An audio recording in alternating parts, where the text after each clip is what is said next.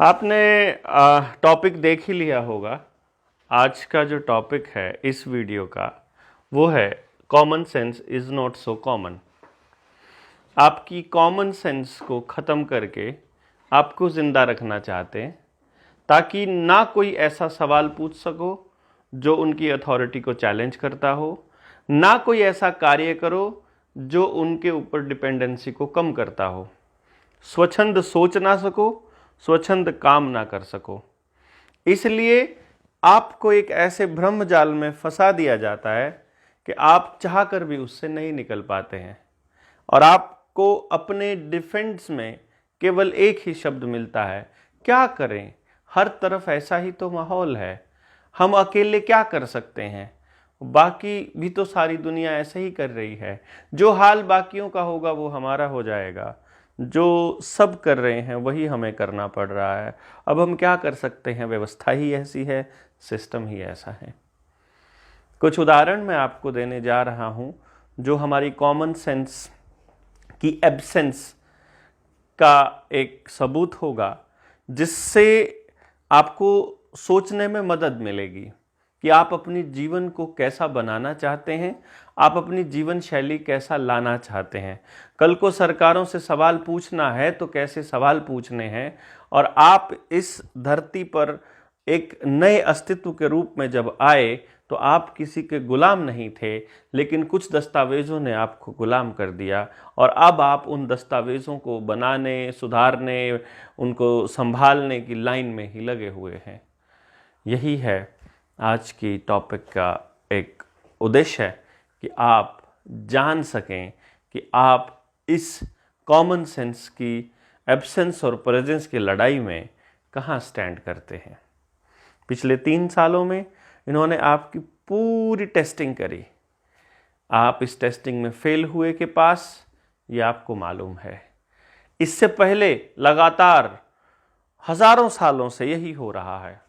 जिन लोगों ने कॉलोनीज बनाई, जिन लोगों ने दुनिया के ऊपर राज करने का सपना देखा, जिन्होंने धरती के सारे संसाधनों को काबू करने के ख्वाब देखे, उन लोगों ने वो तमाम कोशिशें करी जिसमें दूसरे आदमी को दबाया जाए।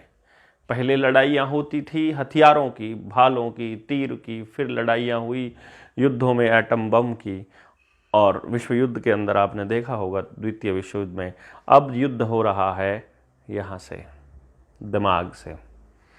इसीलिए हम कहते हैं ये ज्ञान युद्ध है। यहाँ जो जागेगा वही बचेगा, अगर आप सोए रहेंगे तो नहीं बचेंगे। इसमें मैं कुछ पॉइंट्स आपको बताऊं। सबसे पहले हम जन्म के समय की पॉइंट को ले लेते हैं। हमको ये मालूम है कि पहले 4 साल तक बच्चे की नेचुरल इम्यूनिटी अपने टॉप लेवल तक नहीं पहुंचती है। इसलिए जब बच्चा छोटा होता है वो लगातार बीमार होता है।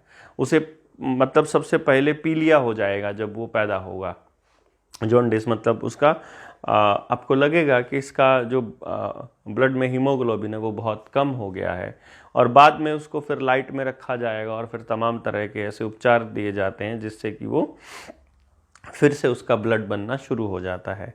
इसी तरह से उसको बहुत जल्दी जल्दी दस्त लगेंगे, उसको अपच की भी शिकायत रहेगी, वो उल्टी भी गिर सकता है, मतलब जैसे ही दूध पिया उसने उल्टी कर दी, तो इस तरह से कुछ बुखार हो जाएगा उसको कभी भी, और धीरे धीरे उसकी इम्यूनिटी बढ़ती है और 4 साल के बाद वो बच्चा बीमार होना कम हो जाता है, और 6 साल के बाद और कम हो जाएगा, 10 साल के बाद वो बीमार होना बिल्कुल बंद हो जाएगा।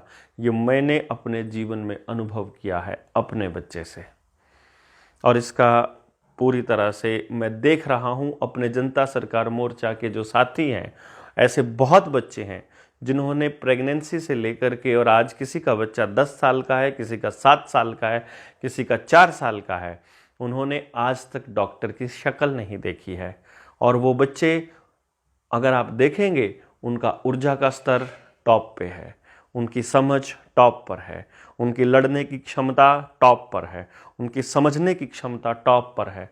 वो अपने आसपास के बच्चों से कहीं ज़्यादा बुद्धिमान नज़र आते हैं, कहीं ज़्यादा शक्तिशाली नज़र आते हैं, और बार बार बीमार भी होते हैं, लेकिन बहुत जल्दी ठीक भी हो जाते हैं, क्योंकि डॉक्टर के पास जाना नहीं है, तो शरीर अपने आप को अपने आप इम्यूनिटी दे रहा है। तो जो बचपन में जब पैदा होते ही जो आपके बच्चों को ये ठोके जाते हैं, इनका तात्पर्य क्या है? क्या आपने कभी जाना है कि ऑटिज्म जो है वो कब से होना शुरू हुआ? बच्चों में अगर पोलियो की शिकायत होनी शुरू हुई तो वो कब से शुरू हुई?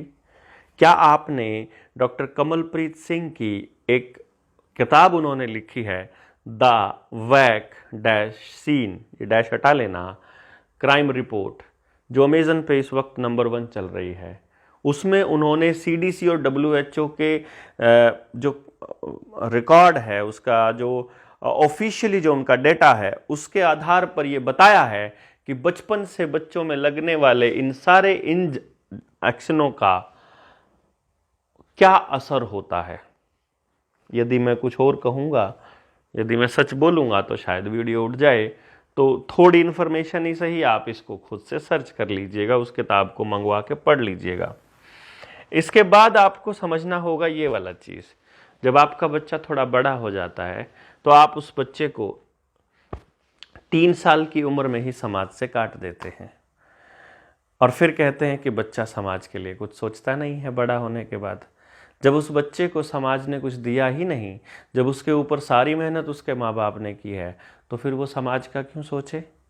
जब आपने उस बच्चे को सौंप दिया एक नौकरी करने वाले व्यक्ति के हाथों में, जो टीचर है उसका वो नौकरी करता है मात्र, वो आज टीचर नहीं बचा, वो आज शिक्षक नहीं बचा, आज वो घर से आपके बच्चे को सिखाने के लिए नहीं चलता है, आज वो केवल अपनी नौकरी बचाने के लिए घर से आता है। वो अपना टाइम पास करने के लिए आ रहा है या अपना घर चलाने के लिए टीचर बना है, ये दूसरी बात है, लेकिन वो आज आपके बच्चे के लिए नहीं आ रहा, आज वो अपनी नौकरी के लिए आ रहा है।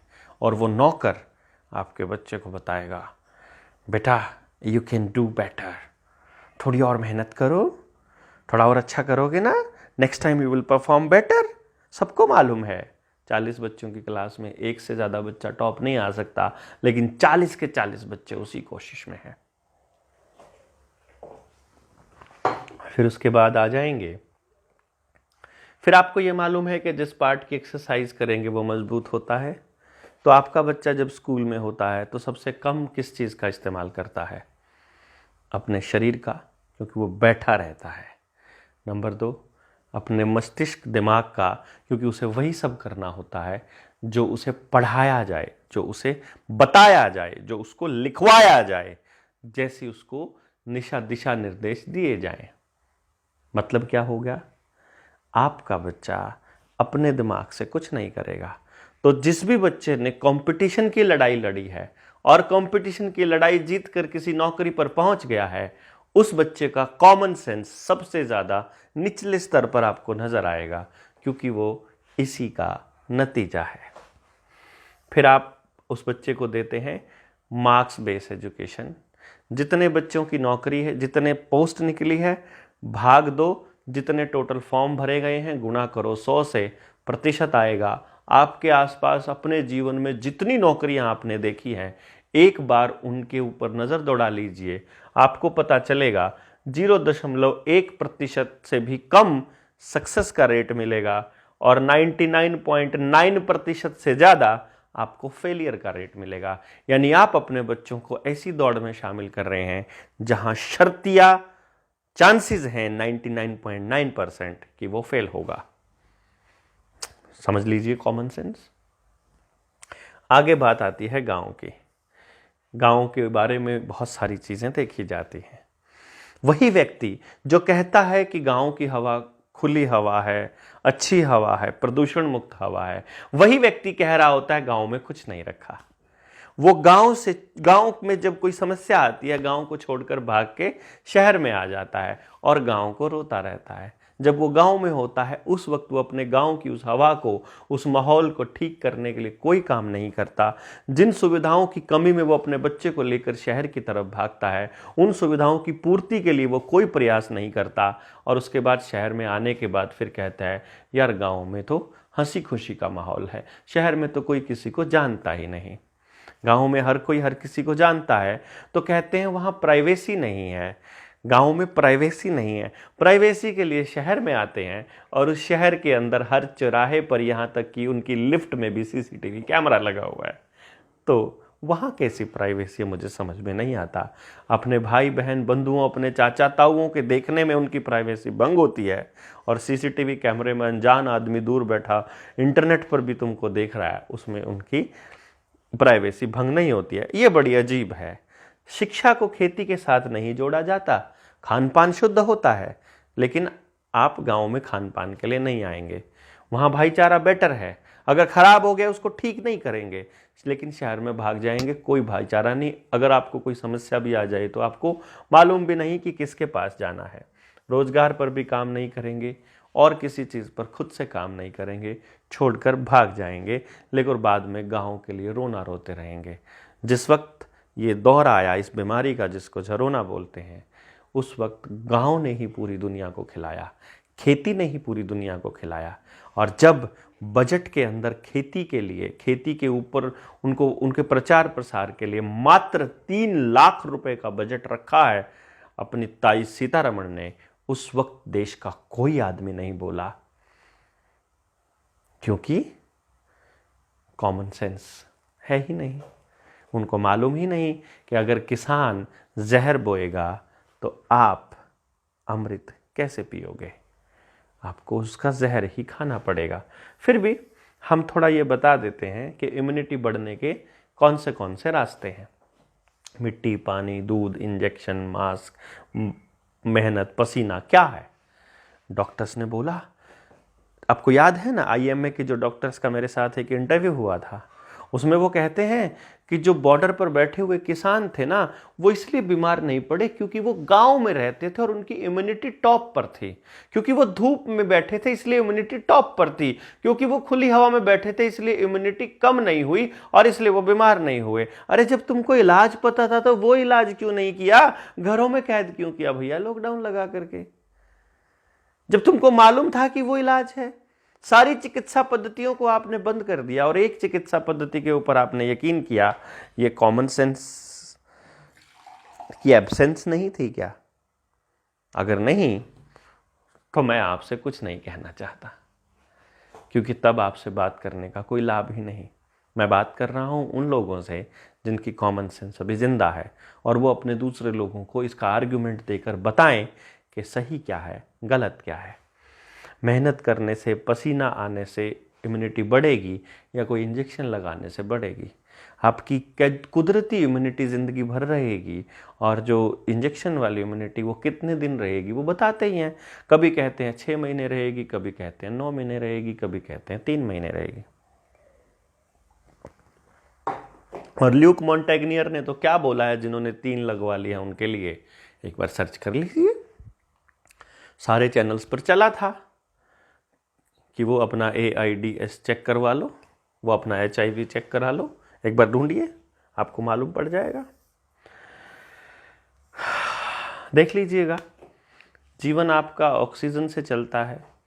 मैंने ये ऑक्सीजन सिर्फ ये मैंने इसलिए रखे हैं ताकि एक शब्द पता चले, आपके जिंदा रहने के लिए ऑक्सीजन चाहिए। और ये बताया जाता है कि अंदर अगर कोई इस तरह से है कि अंदर कीटाणु आपको खा रहे हैं, जिसको बाद में कैंसर कहा जाता है, विषाणु अगर आपको परेशान करते हैं या आपके अंदर बैक्टीरिया आपको खाने लग जाता है आपके अंगों को, तो उस दौर में भी ऑक्सीजन की अधिकता आपको जीवित रख सकती है। यानी आपकी इम्यूनिटी को बढ़ाने के लिए ऑक्सीजन का स्तर टॉप पे होना चाहिए। लेकिन जब आपका मुंह बंद है तो ऑक्सीजन नीचे होकर आपकी इम्यूनिटी कैसे बढ़ेगी? ये कहा जाता है कि बीमार के पास अगर 4 आदमी आ जाए मिलने के लिए तो वैसे ही खिल उठता है, और जब आदमी अंदर से खुश होता है तो इम्यूनिटी बढ़ती है। तो उसको अकेला रहने से इम्यूनिटी कैसे बढ़ेगी, ये आप समझदार हैं। जब आदमी निर्भीक होता है, जब आदमी खुश होता है, जब आदमी निडर होता है, जब किसी से नहीं डरता है, तो उसकी इम्यूनिटी टॉप पर होती है, और जब आदमी डरा हुआ होता है तो उसकी इम्यूनिटी डाउन होती है। तो आपको टेलीविजन ने डराया है या आपको निश्चिंत रखा है? आपको प्रधानमंत्री ने डरने की सलाह दी है या ना डरने की दी है? आप समझदार हैं। आपको समाज से जोड़ा है कि तोड़ा है? आप समझदार हैं। आपको ये मालूम है कि अगर ये बीमारी, मान लीजिए खांसी हुई, मुझे जुकाम हुआ, क्योंकि यहाँ धूप है, हवा है, पानी है, रेगिस्तान है, पहाड़ है, पेड़ है और ढेर सारी वनस्पति है, इसीलिए यहाँ के लोग बीमार कम पड़ते हैं। भारत के लोग, इस भारत के क्षेत्र में रहने वाले लोग, इसमें पाकिस्तान भी आता है, बांग्लादेश भी आता है, श्रीलंका भी आता है, चाइना भी आता है, इनकी चिकित्सा पद्धतियाँ अलग हैं। जो लोग ऐसे प्रदेशों में रहते हैं, ऐसे देशों में रहते हैं जहां सूरज ही कई बार 9-9 महीने तक नज़र नहीं आता, जहां 4-4, 5-5 महीने तक सूरज नज़र नहीं आता है, जहां बर्फ़ पड़ती है, जहां बारिश होती है, जहां नमी बनी रहती है, वहां के लोग बीमार होने के चांसेस हैं। जहां विविधता नहीं है वनस्पतियों में, वहां के लोग ज़्यादा बीमार होते हैं। लेकिन उन्होंने अपनी पद्धतियों को हमारे ऊपर थोपना शुरू कर दिया। उनको ज़रूरत होगी बाहर से इम्यूनिटी के लिए कोई ना कोई ये लगाने की, हमको ज़रूरत थी नहीं, बाकी आपको भी लगा दिया गया। आप समझदार हैं, उसके बाद बड़ा है कि घटा है। पहली जो लहर आई थी 1 साल में, उस टाइम पे क्या था डेथ रेट, ढूंढिए ना। 17 में कितने मरे, 18 में कितने मरे, 19 में कितने मरे, और फिर 20 में कितने मरे, ढूंढिए, और फिर 21 में कितने मरे, क्योंकि 26 जनवरी से ये चालू हो गए थे। और जो लहर आई थी वो इसके बाद ही आई थी, अगर आपको पता ना हो, और लाइनों में यही लगे हुए थे, और जब थोक में लाइनों में लगे थे तो थोक में अस्पतालों में पहुंचे थे, और जिन लोगों को लपेट करके सफेद चादर में दिया था वो वही लोग थे जो बड़े बड़े अस्पतालों में गए, वो नहीं थे जो घरों में रहे। हालांकि आरएमपीज तक को चिट्ठी आ गई थी कि आप इस पद्धति के अलावा कोई और इलाज नहीं करेंगे, अगर करेंगे तो आपका लाइसेंस रद्द कर दिया जाएगा, आपको प्रैक्टिस करने नहीं दी जाएगी। आयुर्वेद वालों को भी यही चिट्ठी आई थी। बाकी आप समझदार हैं, हम लड़ेंगे नहीं। एक दूसरी चीज़ ये समझने की है, ये लोग किसके लिए होते हैं? पुलिस, सरकार, चिकित्सा करने वाले लोग, ये किसके लिए होते हैं? ये मैं बातें बोल चुका हूँ। आपके मौलिक अधिकारों का हनन हुआ, आप बोले क्या? नहीं बोले। आपसे आपकी आज़ादी छीन ली गई, आप बोले क्या? नहीं बोले। आप कहाँ जा रहे हैं, कहाँ कितनी देर में कहाँ थे और कहाँ से आए हैं, सब कुछ एप्लीकेशन के ऊपर डाला है। आपको बोला कि आपको ये एप्लीकेशन डाउनलोड करनी पड़ेगी, वो आपने डाउनलोड की, आपकी लोकेशन का एक्सेस लिया, और बाद में कहा ये पता नहीं किसने बनाई। एक टीवी आया, नमो टेलीविजन, चुनाव से पहले, आप बाद में पूछा वो किसका था, आज तक भी पीएम वो जवाब नहीं दे पाया वो किसका था। है ना कमाल की बात? इस देश में कोई भी कभी भी कोई भी टीवी चैनल चला दे और आपको पता ही ना हो, चुनाव के बाद वो गायब हो जाए। पाबंदियां लगाई गई, प्रचार किया गया, कैसे कैसे, मतलब कोई एक बीमारी ऐसी है जिसको एस्टैब्लिश होने के लिए प्रचार की ज़रूरत है। कंपनी को जैसे एस्टैब्लिश होने के लिए प्रचार की ज़रूरत होती है, कॉलर ट्यून भी वही, दीवारों पर भी वही लिखा हुआ है, होर्डिंग्स पर भी वही लिखा हुआ है, टीवी पर भी वही है, रेडियो पर भी वही है, आपके नेता भी वही बोल रहे हैं, ट्विटर पर भी यही है, आज मेरे से पॉजिटिव पाया गया, अब जो मेरे संपर्क में आए हैं खुद को क्वारंटाइन कर लें। अभी तीसरी लाने के चक्कर में भी ऐसे हुआ ना, जब जनता सरकार मोर्चा के साथियों ने आने ही नहीं दिया। अभी आज ही आचार्य अग्निव्रत जी का फ़ोन आया, उन्होंने पूछा, अरे ये अगली लहर नहीं आ रही है बलारा जी, क्या सीन है? हमने कहा आएगी भी नहीं, अब ये कोई दूसरा लेकर आने का प्लान कर रहे हैं वायरस, देखते हैं कौन सा लेकर के आएंगे। आने के बाद वो तो चलेगी नहीं। ये तब तक आराम से चलेंगे जब तक आपका आधार का डेटा नहीं जुड़ जाता।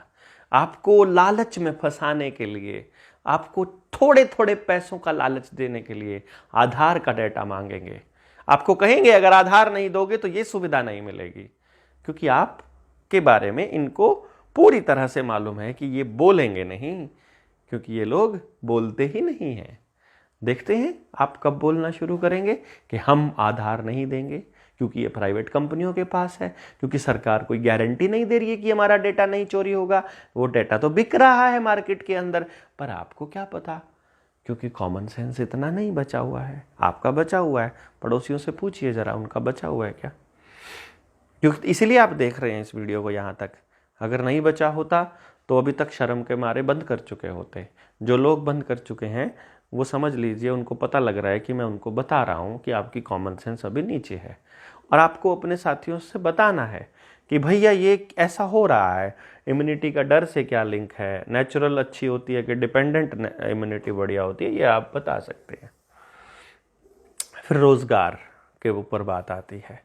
कुछ लोग कहते हैं सरकारी नौकरी ही बेहतर है, फिर ऐसे नौकरी दौड़ने लग जाते हैं, सरकारी नहीं मिले तो प्राइवेट, लेकिन नौकरी होनी चाहिए, पैकेज होना चाहिए, क्योंकि वहाँ भी एक फीलिंग आती है कि ये भी नौकरी पक्के जैसी है, क्योंकि ये पैकेज है, साल का पैकेज है, तो कम से कम 1 साल का तो आपको कन्फर्मेशन हो जाएगा कि आप बचेंगे। कंपनियों की वकालत करते हैं सरकार के पिट्ठू, मतलब मैं उनको क्या कहूँ, मन तो करता है उनको गधा बोलूं, पर क्या करूं, मैं नहीं बोलूँगा। मन तो करता है उनको मतलब कुछ सुना दूं बढ़िया वाला, लेकिन नहीं, अभी रहने देते हैं, पहले बात करते हैं।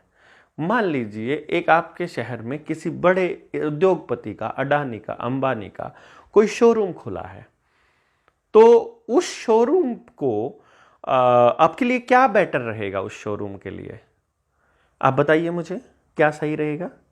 कि उस शोरूम का मैनेजर कौन है? वही लोकल काम करने वाला बच्चा। तो अब उस शोरूम का प्रॉफिट किसको मिल रहा है? अंबानी अडानी को। अब उसको वो शोरूम खोलने के लिए बैंक लोन किसने दिया? हमारे बैंक ने। उस बैंक में पैसा किसका पड़ा है? हमारा पैसा पड़ा है। उसका लोन हमारे बच्चे को नहीं मिलेगा, जो बच्चा उसके उस शोरूम को मैनेज कर रहा है उसको नहीं मिलेगा वो शोरूम खोलने के लिए पैसा लोन के रूप में, उसको मिलेगा अडानी साहब को। समझते हैं ना? लेकिन आप ये लड़ाई नहीं लड़ेंगे, आप नहीं कहेंगे कि उसी की चेन क्यों, क्योंकि अगर एक व्यक्ति मर गया, एक व्यक्ति खत्म हो गया तो सब खत्म ना। इसीलिए तो एक व्यक्ति तक लेकर जा रहे हैं, क्योंकि मैनेज करना आसान है, ज्यादा उद्योगपतियों को मैनेज करना मुश्किल है, इसलिए सारा पैसा उन्हीं की तरफ ले जाओ, सारी कंपनियों को उन्हीं से खरीदवा दो, उनके शेयर्स पहले चढ़ा दो, उसी पैसे से चीजें बनवा दो। अब बैंक भी अगर उनके हो गए और हमारी जमीनें नीलाम होकर के बैंकों के पास पड़ी हुई हैं, तो बैंक जब जमीन को नीलाम करेगा तो उसका मालिक वही तो होगा जो बैंक के पास जिसके पास बैंक के शेयर हैं। समझ रहे हैं ना प्राइवेटाइजेशन का खेल? नहीं समझ रहे हैं? मालिक कौन बनेगा समझ जाएं शायद। अगर समझ आ जाए तो बहुत अच्छी बात है, नहीं समझ में आए तो फिर समझ लीजिए, फिर से पहली लाइन को याद कीजिएगा, common sense is not so common.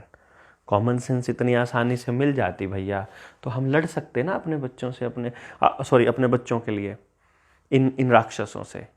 लेकिन शायद अभी इनकी कॉमन सेंस को जगाना बाकी है। हमको जिनको ये समझ आ गया है वो ये लड़ाई लड़ेंगे तो शायद हम अपनी अगली पीढ़ियों को बचा पाएंगे। जिनको ये बातें समझ में नहीं आ रही हैं, जिनको ये भी नहीं पता है कि जनता सरकार मोर्चा और तमाम तरह के संगठन आपके बच्चों के लिए लड़ रहे हैं, जो आपसे बहस करते हैं, उनको ये मत कहिएगा कि हमें तुम पर गुस्सा आता है, हमको तो उन पर दया आती है। उनको मालूम ही नहीं है कि कोई व्यक्ति आपको जाने बिना आपसे लड़ रहा है, क्योंकि उसको ये समझ में आ गया कि उसके बच्चे का बचना संभव ही नहीं जब तक आपका बच्चा नहीं बचेगा। समाज ही नहीं बचेगा तो बच्चे कैसे बचेंगे? तो ये जो चेन बनाने के लिए उनको पैसा दिया जाता है, ये हमारे बच्चों को मिलना चाहिए, लेकिन नहीं, क्योंकि हम अभी आवाज़ उठाना नहीं सीखे हैं। बड़ी आसानी से बड़े चक्रव्यूह में फंसा हुआ व्यक्ति बड़े आराम से आपको बोल देगा, अरे फिर उनके भी तो होते हैं, क्रोसिन का भी तो होता है साइड इफेक्ट, पैरासिटामोल का भी तो होता है, फिर भी लेते हैं ना। अरे भाई क्यों लेते हो जब ये मालूम है कि उसका साइड इफेक्ट होता है? आपको दी जाती है भाई साहब, आपको समझना चाहिए हर बीमारी के लिए अलग अलग पद्धतियों में अलग अलग इलाज संभव है। तो आपको ऐसे केमिकल लेने की जरूरत नहीं है जिनके साइड इफेक्ट्स होते हों। आप ऐसे केमिकल्स लीजिए ना, आप ऐसी दवाएं लीजिए, आप ऐसी औषधियां लीजिए ना जिनका साइड इफेक्ट 0 होता हो। लेकिन उस पर बात करने के लिए, उस पर चर्चा करने के लिए तो आपके पास समय नहीं है, क्योंकि टीवी ने यह बता दिया कि आयुर्वेद में त्वरित उपचार नहीं है, जबकि उसमें है। आपको ये बता दिया कि दूसरी पद्धति एलोपैथी के अलावा बाकी सारी स्लो प्रोसेस में काम करती हैं, और आपने उसको मान लिया क्योंकि आप तो प्रोपेगेंडा गैंग की मानते हैं। क्या ही बताएं आपको।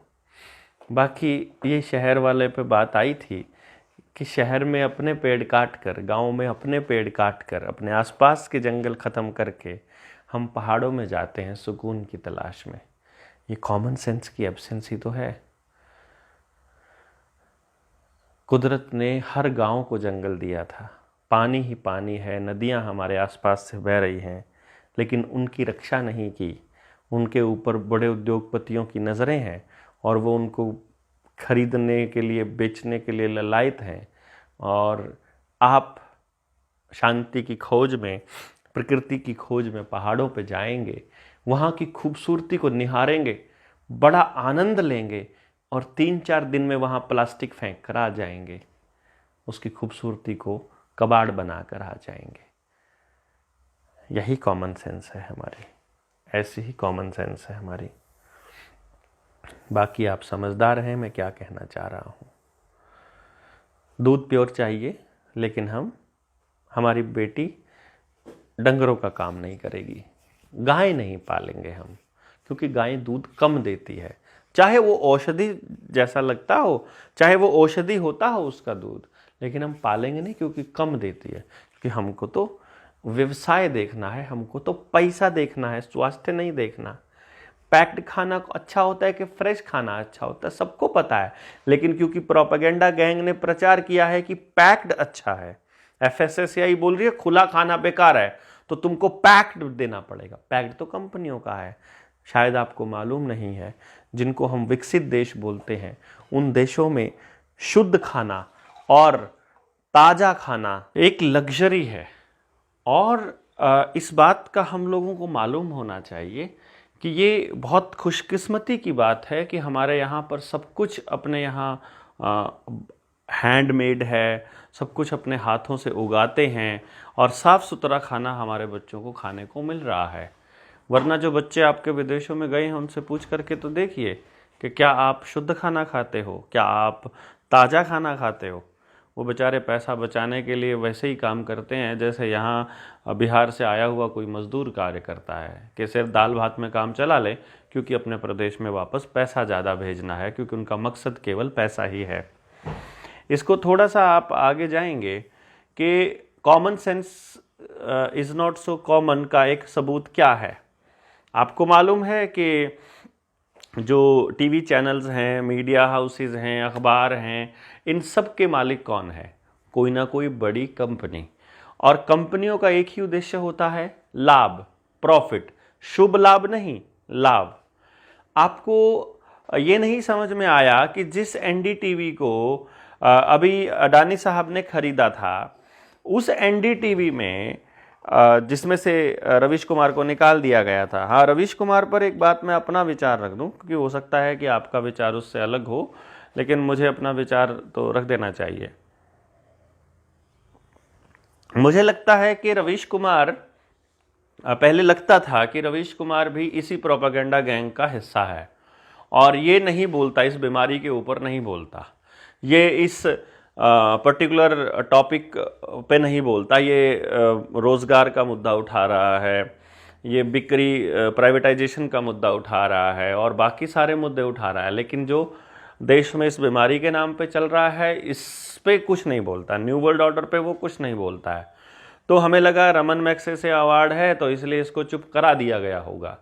लेकिन अभी जब NDTV से इसकी जो विदाई जिस तरीके से हुई, उससे ये साबित तो हो गया कि ये उस गैंग का तो हिस्सा नहीं था। कम से कम उम्र के इस पड़ाव पर आकर के जब रवीश कुमार ने ये बोला कि अब थकावट होने लगी है, तो मुझे लगा कि इनको भी बूटी का असर हो चुका है। जब मैंने देखा कि NDTV भी अडानी के खिलाफ खबरें दे रहा है, तो मुझे पता लगा, ओहो, यानी कि अडानी का इस तरह से बनना और इस तरह से बिखरना, ये सब एक योजनाबद्ध तरीके से था। ये बात जो हम आपको बहुत पहले बताया करते थे, वो बात अब सच हो रही है। हम आपको फिर से बता रहे हैं, अगले 6 महीने में इकोनॉमिक क्राइसिस आने वाला है। वैसा ही क्राइसिस आने वाला है जो 2008 में आया था। पूरी दुनिया में क्राइसिस आया, लेकिन भारत में नहीं आया था, क्योंकि भारत के लोगों के पास 23%, 24% बचत थी। 23% लोग बचत करते थे रेगुलरली। हमारे देश में अब बचत का पैसा नहीं बचा है। आपका पैसा या तो बैंकों में जा चुका है, या किसी कंपनी में इन्वेस्ट हो चुका है, या आप खर्च कर चुके हो। अब देश के लोगों के पास पैसा नहीं है। डिमोनेटाइजेशन ने जो काम किया वो इसी चीज़ का हिस्सा था। तो अब आपको देखना है कि जो मीडिया कंपनियों द्वारा चलाया जाता है वो कंपनियों के एजेंडे को चलाएगा या लोगों की आवाज़ उठाएगा। और आपको मालूम है कि ये सब बेकाऊ माल है, उसके बाद भी आप इनकी बातों को मानते हो। उसके बाद भी आपको यकीन दिलाने के लिए आपको खबरों की ही कटिंग भेजनी पड़ती है, उन्हीं अखबारों की जिनके बारे में हम ये मानते हैं कि ये सब बिका हुआ है। फिर कुछ लोगों को, कुछ किसानों को लगता है, जब हम उनसे पूछते हैं अपने बच्चों को क्यों आप पेस्टिसाइड और केमिकल्स खिला रहे हो, तो वो बोलते हैं नहीं नहीं नहीं, हम तो अपने खेत में अपने खाने लायक जो बोते हैं ना, उसमें तो हम बिल्कुल पेस्टिसाइड यूज़ नहीं करते। फिर हम उनसे पूछते हैं अच्छा जी, तो फिर इसका मतलब तो ये हुआ कि जो आपने बाकी के जो मतलब फसल थी उसमें जो पेस्टिसाइड डाले वो तो आप तक नहीं पहुंचेंगे ना। नहीं, वो तो आप नहीं खाओगे ना। नहीं नहीं, हम नहीं खाते हैं। अच्छा, वो जो तुम ब्रेड खा रहे हो, ये जो बिस्किट्स खा रहे हो, ये जो और खाने की जितनी आइटम आप बाजार से ला रहे हो, ये कौन से वाले गेहूं से, कौन से वाले आटे से या कौन से वाले प्रोडक्ट से बनी है, पेस्टिसाइड वाले या जो आपने बोया था? हो, ये तो सब बाहर से ही आता है, बाजार से। ये तो हमने कभी सोचा ही नहीं, इतने सालों में कभी नहीं सोचा। अरे रोज बात तो करते हो कि सब कुछ खाना खराब हो गया है इसलिए हार्ट अटैक्स आ रहे हैं, खाना खराब हो गया है इसलिए ये सब हो रहा है, हिम्मत नहीं रही क्योंकि काम नहीं बचा। अरे प्रॉब्लम का पता है, सोल्यूशन नहीं ढूंढ सकते। ये कॉमन सेंस की कमी नहीं है क्या? कॉमन सेंस की एब्सेंस ही तो है। भैया आपको ये पता चल गया कि ये जीएमओ है और इससे आने वाली नस्लें जो है वो नपुंसक होने वाली हैं, तो आप फिर भी जीएम बो रहे हो, फिर भी जीएम खा रहे हो। फिर आपको ये मालूम है कि ये जो खाना है इससे बीमारियां फैल रही हैं, फिर भी आप वो बो रहे हो, फिर भी आप वो खा रहे हो, फिर भी आपको पता है कि वो घूम के आना है और फिर भी आप उसको यूज़ कर रहे हो। तो ये कॉमन सेंस की एब्सेंस ही तो है। ये क्योंकि इनका समाधान तो आप ही के पास है पहले से ही, क्योंकि आपको प्रॉब्लम का भी पता है। तो मैं तो यही कहूँगा आपको फिर से। उसके बाद आप चले जाइए। हैंडमेड के ऊपर बड़ा मतलब गर्व करते हैं, लेकिन साथ ही साथ प्रोडक्ट कंपनियों का ही खरीद कर लाते हैं, क्योंकि उनमें हैंडमेड वालों में वो उस तरह की सफाई नहीं मिलती है, शायद आपको ऐसा लगता होगा। तो ये भी एक इशू आता है। अब मैं आपको क्या बताऊं, नशा बहुत बुरा है, ये सबको मालूम है कि नशा नहीं करना चाहिए, लेकिन एडवर्टाइजमेंट जो करेगा कि रेड एंड वाइट पीने वालों की बात ही कुछ और है। जो जर्दा की, जो गुटखा की, खैनी की जो एडवर्टाइजमेंट करेगा उसको आप सुपर हीरो मानते हैं, उनको आप हीरो बोलते हो। अरे वो एक्टर हैं भाई, वो हीरो नहीं है। हीरो होते हैं जो देश के लिए काम करते हैं। लेकिन नहीं, आप बियर की, विस्की की, स्कॉच की एडवर्टीजमेंट लेडीज़ भी करेंगी, आपके अभिनेता भी करेंगी, अभिनेत्रियां भी करेंगी। और ये जो 3 देशभक्त का जो चोला ओढ़ कर आता है अक्षय कुमार, है तो वह कनाडा का नागरिक वैसे, फिर वो अपना अजय देवगन है, फिर शाहरुख खान। अब शाहरुख खान ने देखे ना आपने, शाहरुख खान ने सेंट्रो कितनी बेची, एक भी इस्तेमाल नहीं की। फेयर एंड लवली बेची कितनी, लेकिन वो तो अभी भी वैसा ही पड़ा है। लोगों को कह रहा है गोरे हो जाओ और काला भसंड खुद पड़ा है। मतलब हम गोरे और काले में डिफरेंस करते हैं, तुम हमारे दिमाग में ये डाल रहे हो कि गोरा होना ज़्यादा अच्छी बात है। तो ये रेसिज्म नहीं है क्या? लेकिन आप में से कोई बोला ही नहीं। फिर उसके बाद आपने इन एडवर्टाइजमेंट एक्टर्स के ऊपर काम, अब ये वो एक है ना, एक धर्मेंद्र की वाइफ है हेमा मालिनी, वो इस आरओ की एडवर्टाइजमेंट करती थी, शुद्ध पानी की बात करती थी। आजकल तो चल रहा है कि ये आरओ में तो जो पानी है वो तो आपके सारे घुटने ख़त्म कर देता है। आपने तो केस नहीं किया उसके ऊपर, आपने तो लड़ाइयाँ नहीं लड़ी कि तुम ये कैसे कहती थी, तुमने हमको भ्रम में रखा। तो इसको नहीं कहेंगे हम कॉमन सेंस की एब्सेंस, मैं तो यही कहूँगा। बाकी आप ज़्यादा समझदार हैं। वैगी टूथपेस्ट किल्स 99.9% जम्स। अरे जो शरीर में, मुंह में हमारे फ्रेंडली जम्स हैं उनको भी तो मार देगा। एंटीबायोटिक है ना, बायोटिक के खिलाफ, यानी जो जीवों को मारे तो उन ऑर्गेनिजम्स को भी तो मारेगी ना, जो हमारे शरीर को हेल्दी रखने में मदद रखते हैं। बट क्योंकि कॉमन सेंस की कमी है इसलिए एंटीबायोटिक खाने को अच्छा मानते हैं। मशीन बोलती है समय बचाती है ना, उस बचे हुए समय में क्या करते हो? पेड़ लगाते हो, समाज का कार्य करते हो, समाज में कुरीतियाँ हैं उनके लिए कार्य करते हो, गरीब बच्चों के लिए कुछ करते हो, सरकार को निमंत्रण नियंत्रण कुछ करने की काम करते हो, उनको अपने विचार बताते हो, लोकतंत्र के लिए कुछ करते हो, मौलिक अधिकारों के लिए कुछ करते हो, अपने पड़ोस के लिए कुछ नहीं करते हो ना। टीवी ही देखना है, मूवीज़ ही देखनी है, अगर गेम ही खेलने हैं, अगर गाड़ी उठा के इधर उधर घूमना ही है उस खाली टाइम में, तो फिर मशीनों के इस्तेमाल का क्या लाभ हुआ। जब ये मालूम है कि शरीर का जो हिस्सा काम करेगा वही ज़्यादा दिनों तक स्वस्थ रहेगा, तो दिमाग का इस्तेमाल कम कर दिया जाए, ऐसी पढ़ाई पढ़ेंगे, और शरीर का काम कम कर दिया जाए, ऐसे कार्य करेंगे, तो मशीनें आ जाएंगी, तो आप कमज़ोर पड़ जाएंगे, उसके बाद लड़ने लायक बचेंगे नहीं। बट हमको नहीं मालूम है क्योंकि कॉमन सेंस की एब्सेंस है। बाकी भैया जी, Indian International Centre New Delhi में, हाँ ये मैं आपको बताना भूल गया, ये मैं आपको बता दूं अभी से कि ये हम 7 तारीख को पहुंच रहे हैं, 7 फरवरी को 2023, ये सुबह 9 बजे